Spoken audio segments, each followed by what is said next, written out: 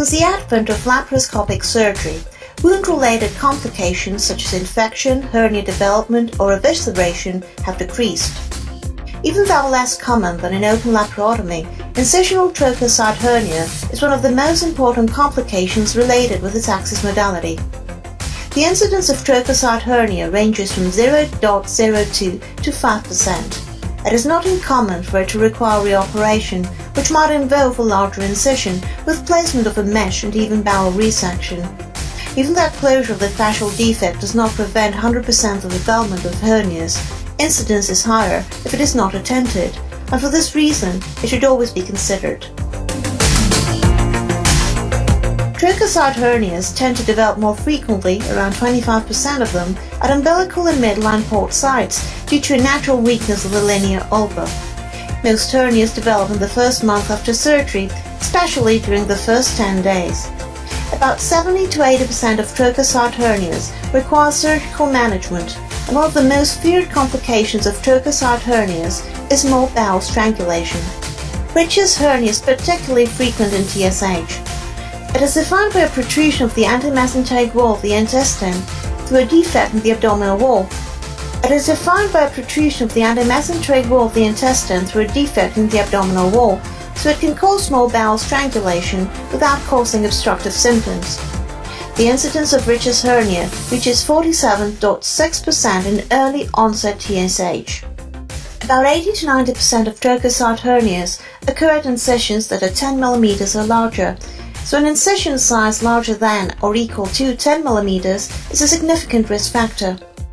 Other associated risk factors are prolonged surgical time, manipulation of the incision, number of trochars, incomplete closure of fascia at the trochlear site, midline trochars, organ retrieval through the trochlear site, partial vacuum during port withdrawal, drawing the omentum and intestine into the fascial defect, wound infection at trochlear site, reinsertion of the port, host factors, obesity, poor nutrition, advanced age, gender, diabetes, steroid therapy. The clinical presentation of TSH is variable, as is the time of onset. Usually it presents as swelling and pain at the incision site and may be hard to differentiate from a hematoma or wound infection, especially in the first postoperative days. Especially in obese patients, diagnosis by physical examination can be tricky, so CT scans can be helpful. Careful postoperative management is recommended, especially in patients with the risk factors mentioned. Bowel occlusion is often insidious, as in the case of a partial Richter's hernia, which typically presents with vomiting or nausea and a distended and painful abdomen, especially in the first 14 days after surgery. When resolution of postoperative ileus after laparoscopic surgery is not achieved after 7 to 14 days, a differential diagnosis of mechanical occlusion should be obtained by means of a CT scan. Trochlear hernias are classified into 3 types, originally described by Tanucci. Type 1, early onset, indicates dehiscence of the anterior fascial plane, posterior fascial plane, and peritoneum. It often presents as a small bowel obstruction. Type 2, late onset, develops several months after surgery and is frequently related to complications of the trochlear insertion. It indicates dehiscence of the anterior fascial plane and posterior fascial plane. The hernia sac of the late onset type is in the peritoneum.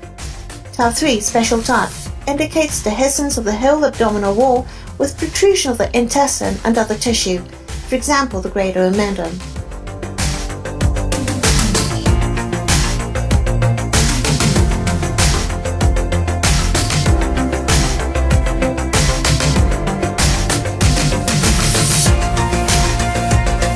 Trochlear hernias are directly related to the size of the trochlear, being more common at sizes larger than 10 mm rather than 5 mm. Therefore, it is recommended that all incisions larger than 10 mm be closed if possible.